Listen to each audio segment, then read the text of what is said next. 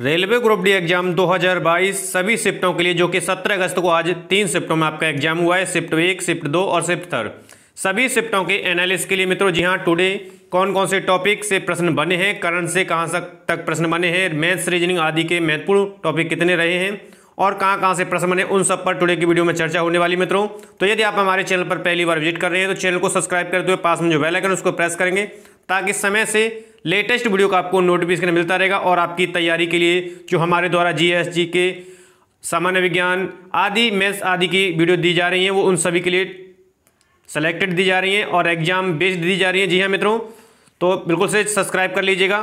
तो टुडे की जो शिफ्ट रही थी तीनों रेलवे ग्रुप डी एग्जाम 17 अगस्त की, तो शिफ्ट तीनों के जो महत्वपूर्ण प्रश्न जिस तरह विद्यार्थियों के द्वारा बताए चुके हैं उन सभी पर ये चर्चा करने वाले हैं।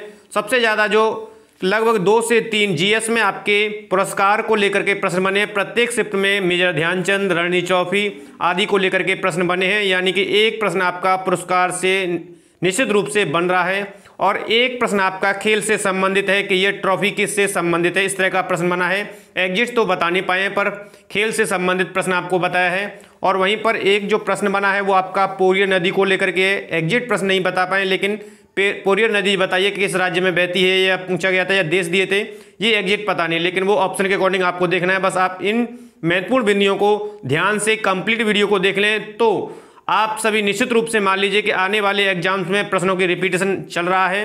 जैसा कि मैंने आपको शिफ्ट 1 में और शिफ्ट 2 और शिफ्ट 3 में भी बताया था कि रीजनिंग में प्रश्न रिपीट हो रहे हैं, जीएस के भी और रीजनिंग के भी प्रश्न रिपीट हुए हैं और साइंस में भी प्रश्न रिपीट हुए हैं। और लगभग 2 से 3 प्रश्न आपके इकोनॉमी के थे, यानी पूंजी के आधार पर प्रश्न पूछे गए थे, जिसमें पूंजी को लेकर के पूछे गए थे। और जो करंट से प्रश्न पूछा गया 2022 का बाल साहित्य पुरस्कार किस भाषा में दिया गया था या किन किन भाषाओं में दिया गया था, इस तरह का प्रश्न बता रहे थे विद्यार्थी।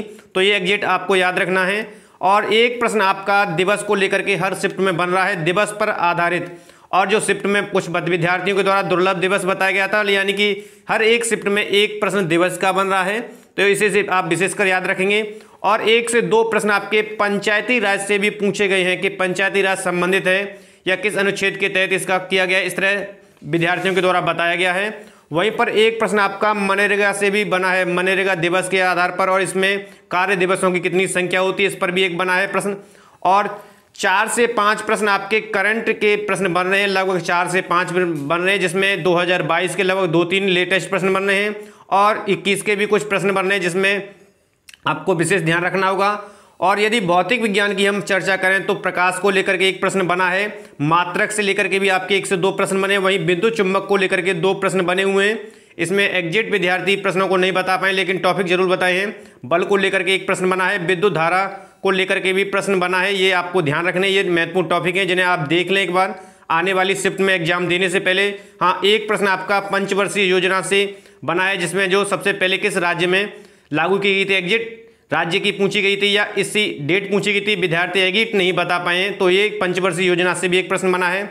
और वहीं पर रसायन की यदि बात करेंगे तो रसायन में थोड़ा सा टफ रहा है, जिसमें 4 से 5 प्रश्न रासायनिक अभिक्रिया के ही दिए गए हैं। ठीक है, न्यूलैंड का अष्टक नियम सीधा पूछा गया था, इसमें ऑप्शन में दिए गए थे। और मेंडलीव की आवर्त सारणी से आपके 2 से 3 प्रश्न पूछे गए हैं। रासायनिक सूत्र पूछे गए हैं विभिन्न रासायनिक पदार्थों के, इसमें समस्थानिक और संभारिक भी एक प्रश्न बना है।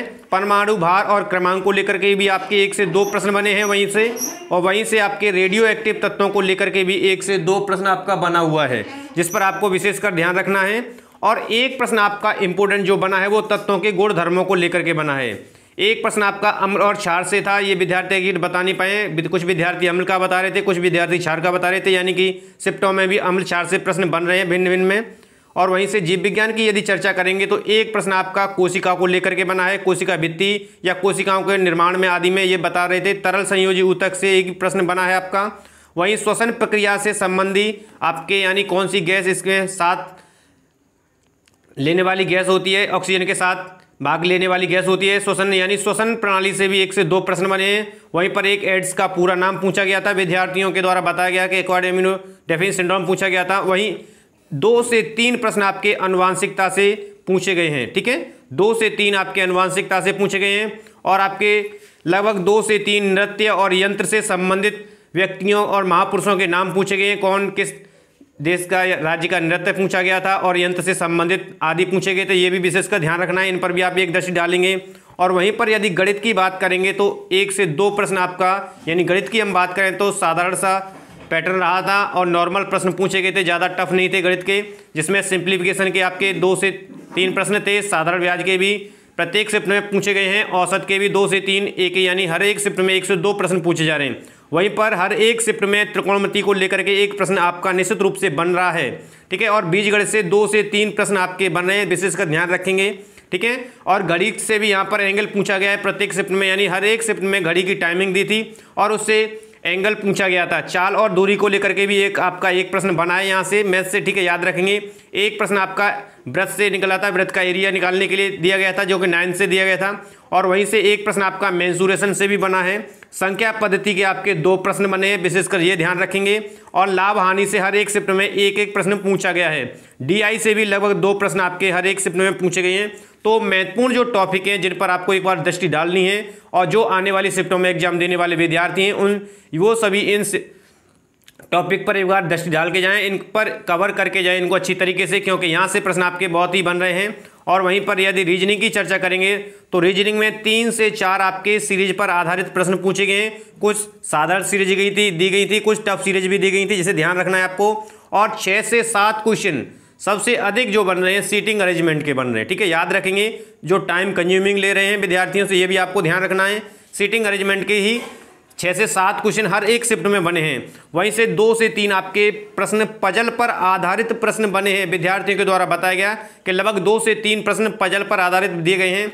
और वहीं से 2 प्रश्न आपके हर एक शिफ्ट में, 1 से 2 प्रश्न, किसी शिफ्ट में 2 हैं, किसी में 1 है और किसी में 1 भी नहीं पूछा गया, ठीक है। ये रक्त से संबंधित पूछा गया है। और वहीं पर 1 से 2 प्रश्न आपके कैलेंडर के दिवस, यानी डेट दी थी उससे दिवस ज्ञात करने के लिए रविवार सोमवार आदि पूछा गया था, इस तरह विद्यार्थी जो बता रहे थे। और कोडिंग डिकोडिंग के आपके लगभग 2 से 3 प्रश्न आपके हर एक शिफ्ट में बने हैं, अधिक संख्या में बन रहे हैं, याद रखेंगे। और 1 से 2 आपके और किसी में 2 से 3 भी हुए थे। कार्य कथन और निष्कर्ष पर आधारित अभी आपके प्रश्न 2 से 3, किसी शिफ्ट में किसी में 1 बना था, किसी में 3 भी बने थे और 3 से अधिक भी बने थे, ये भी ध्यान रखना है।